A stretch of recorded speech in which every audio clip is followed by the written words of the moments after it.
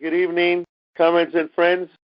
Tonight's class, the People's School for Marxist-Leninist Studies, is happy to have the chairperson of Women for Racial Economic Equality. She's going to be speaking on Lenin and the woman's question. It's more fascinating than I ever thought. All my years in the communist movement, I never had a chance to really read anything on this, and I read it for tonight's class, and I was flabbergasted, if you know what that word means. They don't use that anymore. I was flabbergasted by Lenin's talking about the young people of his time. And I didn't realize that it's like it could have been written by us now. The questions of the young people of his time and attitudes and on different social subjects. And I didn't know any of this until I read this tonight. This discourse between Clara Zetkin, who was with the Communist Party in Germany, and Lenin speaking about what they were doing in the Soviet Union. It's just fascinating. It's called The Emancipation of Women from the Writings of V.I. Lenin. Okay, we're going to start now. Cameron, thank you very much. You have the floor. Okay. Thank you. This is important, and it's so interesting what we did, divided it, and I will be talking as Clara Zetkin, even though she talks very little, and will be talking as Lenin. To start with, I wanted to introduce Clara Zetkin, although Angelo made 5 of the 6 points that I was going to make in my introduction to her. She was a German born in the late 1850s. She was a social democrat until the late 19-teens when she joined the Communist Party, and she represented the Communist Party in the Reichstag, which is the German parliament, from 1920 until when she died in 1933, just about the same time that Hitler was elected to be the chancellor of the Reichstag. The piece today is more about questions having to do with women's questions, etc., and the second part, maybe it's a subtle difference, having to do with the Communist Party and women's role in the Communist Party and how the Communist Party needs to be organized. With that, we're ready to begin. Lenin on the women's question. Comrade Lenin frequently spoke to me about the women's question. Social equality for women was, of course, a principle needing no discussion for communists. It was in Lenin's large study in the Kremlin in the autumn of 1920 that we had our first long conversation on the subject. So I will be reading Lenin's part. Now I'm Lenin. We must create a powerful international women's movement on a clear theoretical basis, Lenin began. There is no good practice without Marxist theory. That is clear. Greatest clarity of principle is necessary for us communists in this question. There must be a sharp distinction between ourselves and all other parties. Unfortunately, our Second World Congress did not deal with this question. It was brought forward, but no decision arrived at. The matter is still in commission, which should draw up a resolution, theses, directions. Up to the present, however, they haven't gotten very far. You will have to help. I was already acquainted with what Lenin said and expressed my astonishment at the state of affairs. I was filled with enthusiasm about the work done by Russian women in the revolution and still being done by them in its defense and further development. And as for the position and activities of women comrades in the Bolshevik Party, that seemed to me a model party. It alone formed an international communist women's movement of useful, trained, and experienced forces and historical example. Movement of working women. That is right.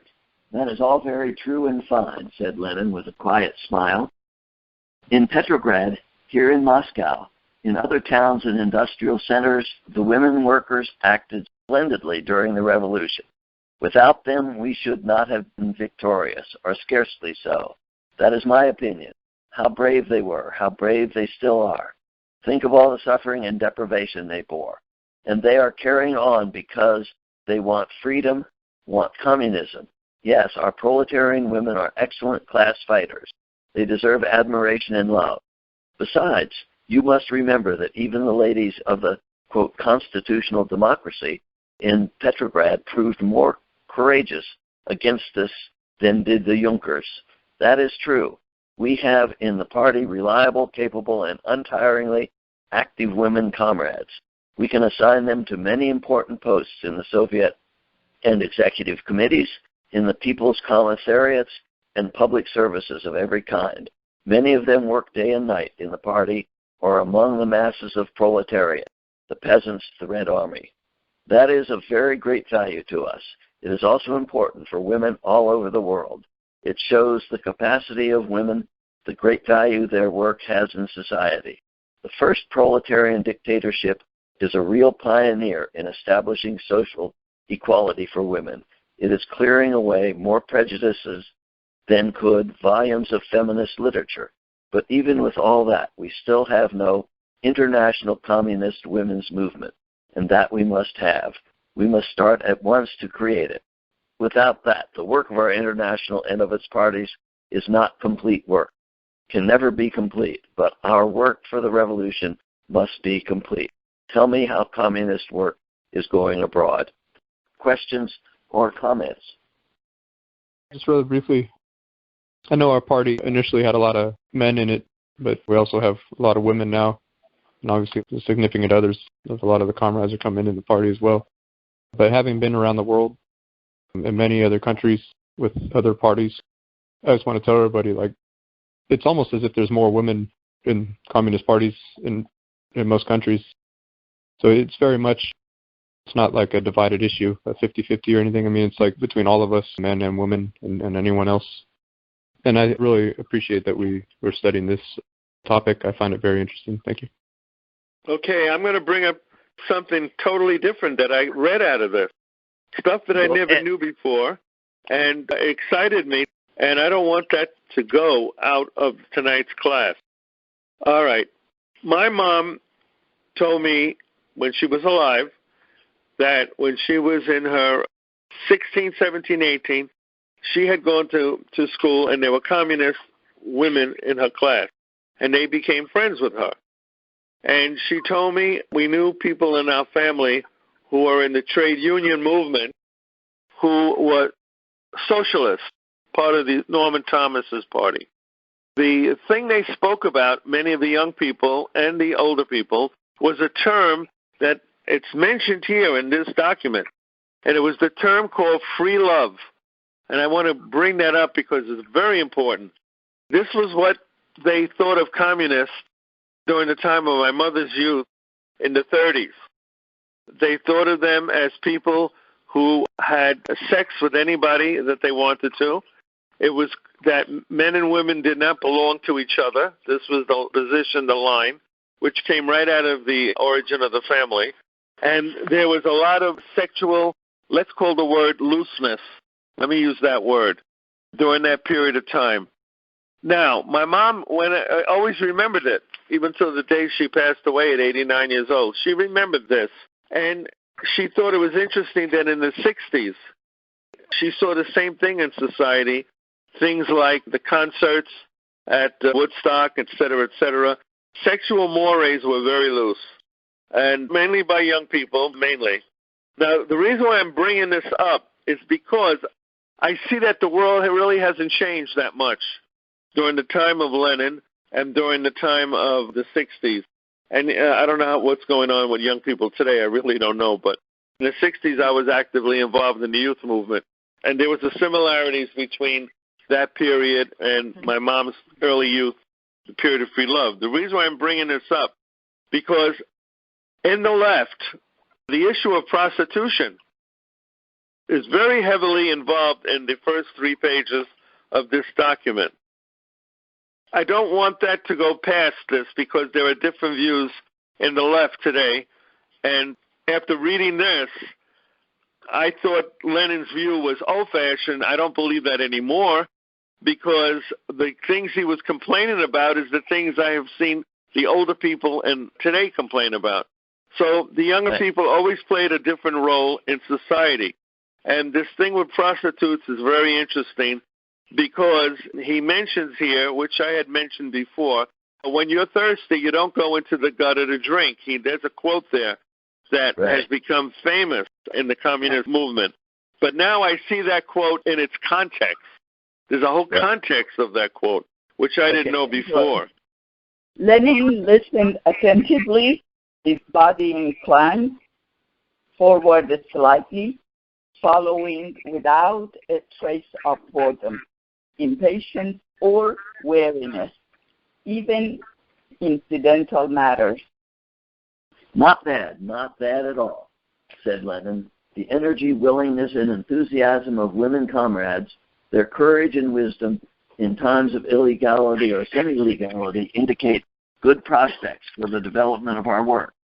They are valuable factors in extending the party and increasing its strength, in winning the masses and carrying on our activities. But what about the training and clarity of principle of these men and women comrades? It is of fundamental importance for work among the masses. It is of great influence on what mostly concerns the masses. How they won, how made it enthusiastic. I forget for the moment who said, one must be enthusiastic to accomplish great things. We and the toilers of the whole world have really great things to accomplish. So what makes your comrades, the proletarian women of Germany, enthusiastic? What about proletarian class consciousness? Are their interests, their activities concentrated on immediate political demands? What is the mainspring of their ideas? I have heard some peculiar things on this matter from Russian and German comrades. I must tell you, I was told that a talented woman communist in Hamburg is publishing a paper for prostitutes, and that she wants to organize them for the revolutionary fight. Rosa acted and felt as a communist when in an article she championed the cause of the prostitutes who were imprisoned for any transgression of police regulations in carrying on their dreary trade. They are, unfortunately, doubly sacrificed by bourgeois society, first by its accursed property system and secondly by its accursed moral hypocrisy. This is obvious. Only he who is brutal or short-sighted can forget it. But still, that is not all the same thing as considering prostitutes. How shall I put it? To be a special revolutionary militant section, as organizing them and publishing a factory paper for them. Aren't there really any other working women in Germany to organize, for whom a paper can be issued, who must be drawn into your struggles? The other is only a diseased excrescence. It reminds me of the literary fashion painting every prostitute as a sweet Madonna. The origin of that was healthy, too. Social sympathy, rebellion against the virtuous hypocrisy of the respectable bourgeois. But the healthy part became corrupted and degenerate. Besides, the question of prostitutes will give rise to many serious problems here. Take them back to productive work. Bring them into the social economy. That is what we must do, but it is difficult and a complicated task to carry out in the present conditions of our economic life and in all the prevailing circumstances. There you have one aspect of the women's problem, which, after the seizure of power by the proletariat, looms large before us and demands a practical solution. It will give us a great deal of work here in Soviet Russia. But to go back to your position in Germany, the party must not, in any circumstances, calmly stand by and watch such mischievous conduct on the part of its members. It creates confusion and divides the forces. And you yourself, what have you done against it? Questions and comments? I think, in my opinion, Karl Marx and Friedrich Engels and Lenin were consistently into like one-wife relationship to the rest of their lives. That's why Karl Marx was very bitterly critical of bourgeois families, bourgeois weddings, the relationship between a bourgeois husband and a bourgeois wife. He consistently indicated that in England they were seducing each other's wives and they were decadent, sexually decadent. They did not observe the one man and one woman relationship even after weddings. So Lenin was also continued to criticize that, and he indicated that the proletarian forces were not decadent. They always observed and respected their marriage, and they always consistently got stuck with their wives. So I think Lenin also indicated that the Communist Party members must only have one wife. That's it. Outside of that, you don't fool around. That would be prostitution. That would be bourgeois decadence. So I think for when it comes to relationships, the Communist Party, communist members must have qualitative change, qualitative relationships, because those are decadent. The decadent bourgeoisie seduce each other's wives. We have to stay away from that. We have to stick to one wife only. That's it. I wanted to make a comment. When Marxism came to power, so many bourgeois countries were saying that they want to share women.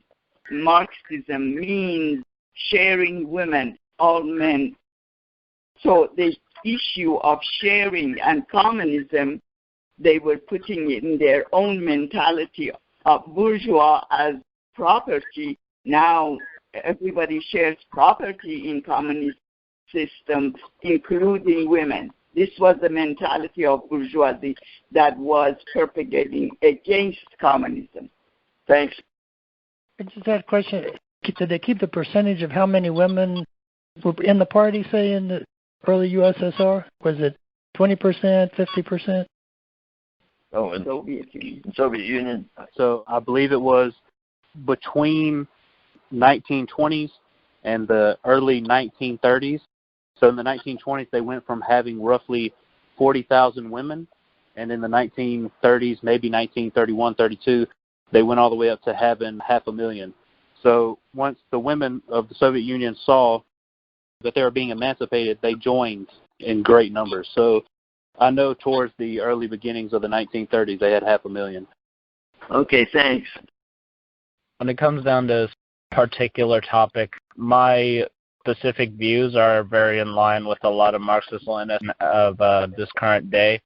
I believe when it comes down to the subject of prostitutes are a badly exploited group of working-class people who are forced into their specific position mostly due to the coercion of natural society, because a lot of people who are in this field of work are mostly coerced into selling themselves as a means of survival. It's why when it comes down to a lot of Marxist-Leninists, they support prostitutes as a group of exploited workers, but the sex industry specifically we are against because it's a ruthless industry that uses women almost as commodities to basically sell a part of themselves physically for survival. It's wage enslavement in a more extreme form. The subject of decadence, I don't agree with, and the subject of monogamy over polyamory, I don't agree with. I believe when it comes down to it, everyone is free in their private lives to do everything that is legal and ethical, and the subject of decadence dominantly stems from right-wing philosophers. That's why the fascists have adopted it in the form of degeneracy. I thought it was interesting where Lenin goes into this whole question of Clara has discussions with him in the beginning about sexuality, sex, women talking about these things in Germany. And Lenin's answer to that I thought was interesting. He said, "Your list of sins, Clara, is longer. I was told that the questions of sex and marriage are the main subject. The main subject." Why don't we move on now? Before I could answer, Lenin continued. Your list of sins, Clara, is still longer. I was told that questions of sex and marriage are the main subjects dealt with in the reading and discussion evenings of women comrades. They are the chief subject of interest of political instruction and education. I could scarcely believe my ears when I heard it. The first country of proletarian dictatorship, surrounded by the counter-revolutionaries of the whole world, the situation in Germany itself requires the greatest possible concentration of all proletarian revolutionary forces to defeat the ever-growing and ever-increasing counter-revolution. But working women comrades discuss sexual problems and the question of forms of marriage in the past, present, and future. They think it their most important duty to enlighten proletarian women on these subjects. The most widely read brochure is, I believe, pamphlet of a young Viennese woman comrade on the sexual problem. What a waste. What truth there is in it the workers have already read in Bebel long ago, only not so boringly, not so heavily written as in the pamphlet, but written strongly, bitterly, aggressively against the bourgeois society. The extension of Freudian hypotheses seems, quote, educated, even scientific, but it is ignorant, bungling. Freudian theory is the modern fashion. I mistrust the sexual theories of the articles, dissertations, and pamphlets, etc. In short, that of that particular kind of literature which flourishes luxuriantly in the dirty soil of bourgeois society. I mistrust those who are always contemplating the several questions, like the Indian saint, his navel.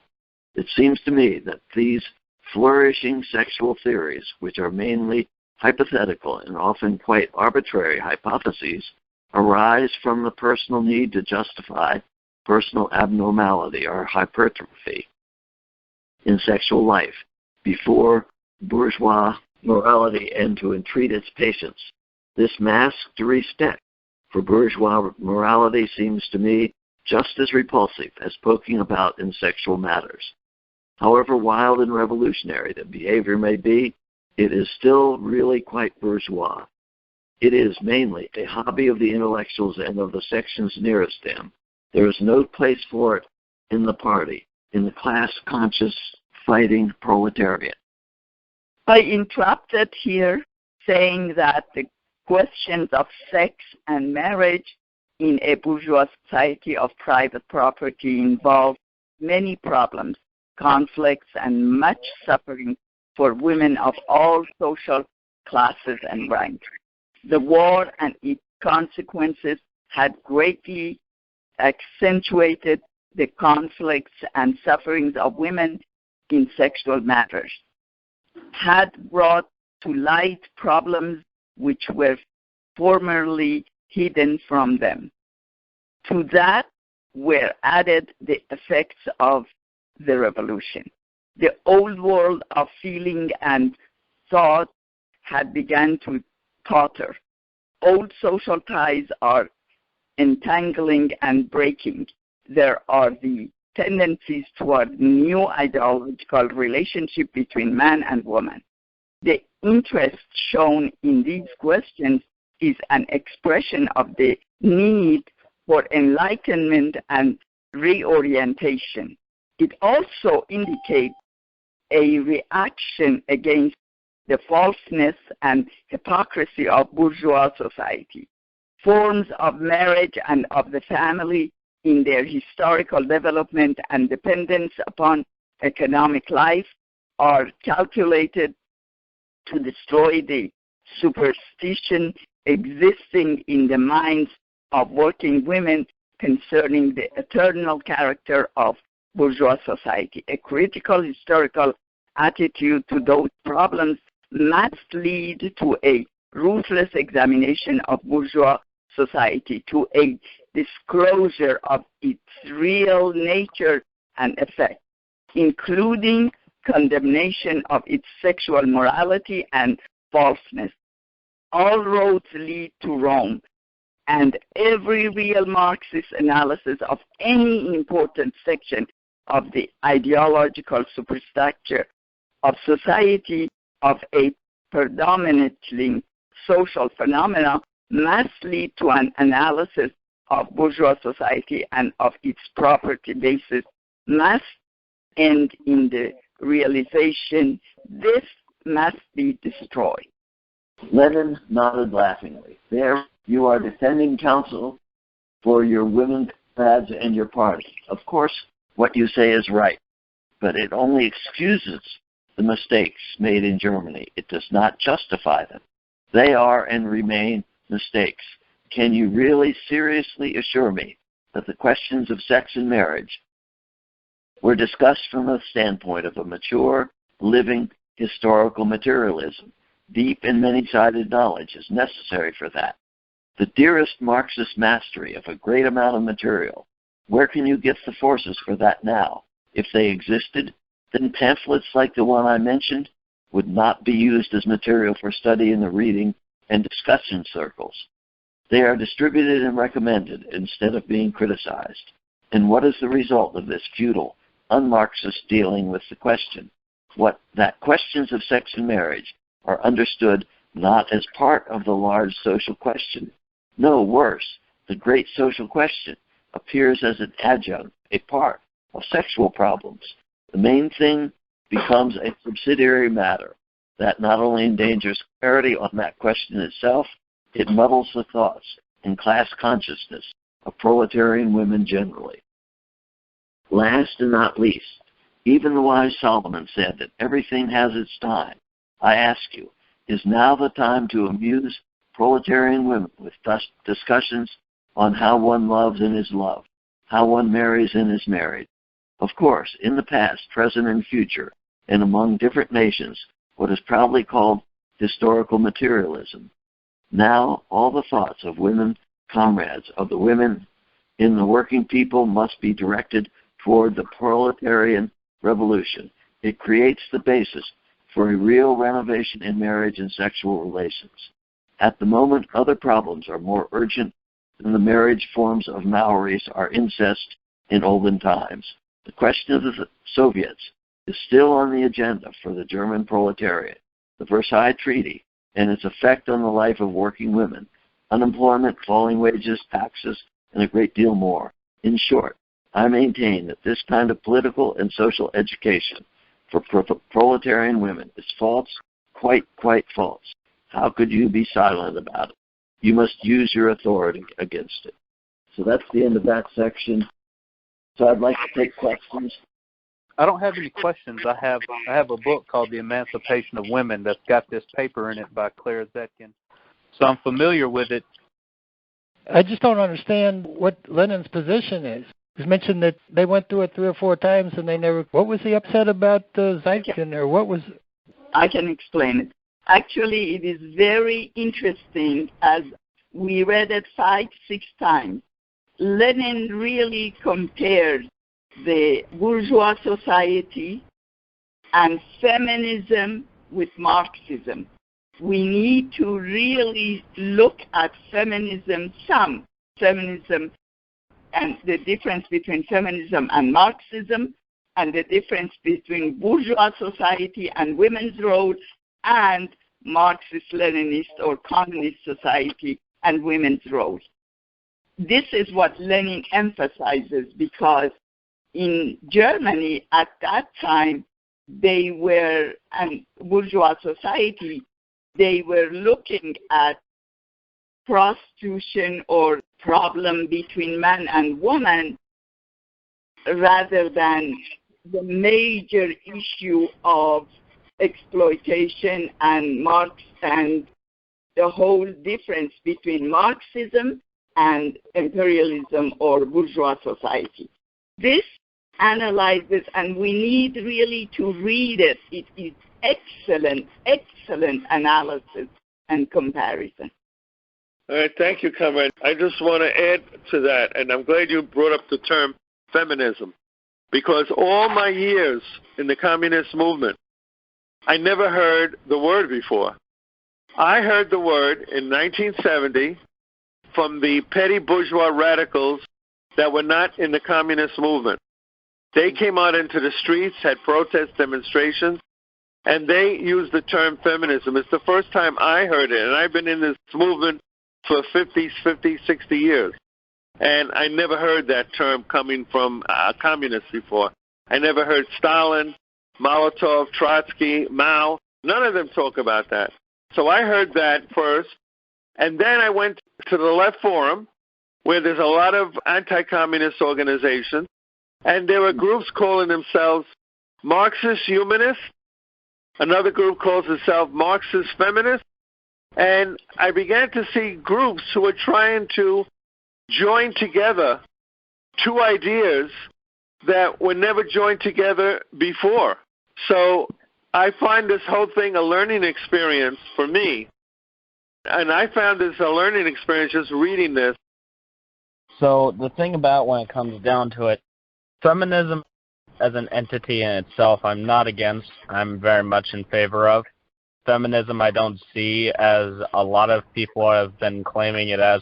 People are looking at feminism as if it's this kind of subject that is inherently bourgeois, as fundamentally wrong. There is multiple schools of thought in feminism, as there is with communism and just leftism in general. But there is a school of thought called Marxist feminism or proletarian feminism, as was told to Angelo before by a comrade of ours. The subject of feminism itself has been, as many organizations, as many movements are, dominantly co-opted and taken over by liberals and the bourgeoisie. But feminism as an entity does have a lot of areas in which where it has Marxist feminists, proletarian feminists in charge. Some of the first and second wave feminism was kind of dominantly started in some areas by these kind of proletarian feminists, but they were outshined and pushed into the back by bourgeois feminists who overtook the movement, as was the case with a lot of movements such as Black Lives Matter and Occupy and others. Okay, thank you. I think we have to realize this is also a historical time. In the last century or two, there's been a lot of victories even in bourgeois society with women and equality. Of course, the struggle still goes on. But there's 70 years of socialism that was practiced, and things are different, say, in the 60s, not just because of Khrushchev, but also the amount of social production that was offered to people at the time. So we're talking about different conditions also. There's a lot to think about. So I'm trying to say it's not so open and closed that... Thank you. A couple of things. One is that the issue came up about, for me, that they began this discussion, but Clara was surprised that the women's question had never gone further than the commission stage. And it hadn't actually been debated at the party Congress. So what he was saying was that it needs to be debated and developed. And I think that's our case here. We haven't really, on the women's question, we haven't talked about anything about it. And so it would be really helpful if we could use this as a basis for writing a paper on the women's question from the Women's Commission. And also question of how Marxism and feminism are not the same thing. They're very different. And when we had a feminist movement in the United States, it was mostly white privileged women who were leading that struggle. It didn't impact the women of color, and it didn't impact the poor people too much. So there was like this, it was a class thing, and I think Lenin was frustrated by that in his day. I think he saw the same thing. There were women who were able to express themselves, and then there were the other working class women who were not. And it's the same situation today. I know that Karl Marx mentioned lumpen proletariat, and does this dialogue sort of extends the idea that prostitutes are part of lumpen proletariat? And then the second one is, does the activity of prostitution, is clear as lumpen proletariat class, is versus the class-conscious prostitute, is there such a thing? Is that if it's actually a feminist expression, do I have a class-conscious prostitute or, someone's involved in that activity? What I was going to say was in regards to what Comrade was saying, and in which they were saying about how it was dominantly these array privileged, dominantly white women who dominated the feminist movement. That was kind of in relation of what I was saying. a lot of the problems with these feminist movements is that they have been completely overtaken by the petty bourgeois liberals and the bourgeoisie movements. They were taken over. Even when they started out of the working class base, they were dominantly taken over and swayed off of their radical course. Their politics were blunted down, as was the case with many movements and many figures. There is quite a good number of Marxist feminists who are of oppressed nationalities and so on, but they are dominantly suppressed because of their radical politics. That's kind of the problem. In regards to what I think it was saying about lumpen proletariat, I would not view prostitutes as lumpen proletariat. I would view them more as coerced workers. When it comes down to it, lumpen proletariats are more in line of the type of people who have no real revolutionary interest. Prostitutes, if you talk to them long enough, because trust me, a lot of communists have, they can get revolutionary interest very firmly if you just be able to talk to them and raise class consciousness. Because a lot of prostitutes do not want to be in the position that they're in, but they have to because they can't, for a number of reasons. They can't find work. The work that they do doesn't pay them enough, things like that. Okay, thank you. Yeah, but their activity defines them as prostitutes. Once they stop the activity, they have reached that class consciousness. I just want to give a short response. I understand that when it comes down to it, it defines what they are, but there's also the fundamental fact that I think a lot of us really need to keep in mind.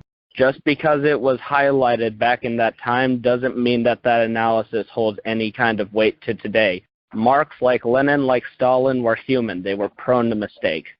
Okay, thank you. And I did like the fact that you brought up comparing it to the situation today. I would always like to have that in the discussion here. Half of it, actually, sexual morality continues on the bourgeois society, continues that, and then principles of organization, which is the next part, and immediate demands, and what about the men? We will do it next time. And I think that when I said that feminism and Marxism differ, Lenin is going to mention that, and it's not that criticizes feminism. We ought to understand that we should not, as communists, leave the important and big issue and pick up the side issue, which is feminism, and feminism would be resolved automatically when Marxism and Leninism works out its way. Okay, we're going to have to adjourn at this meeting now. Thank you all.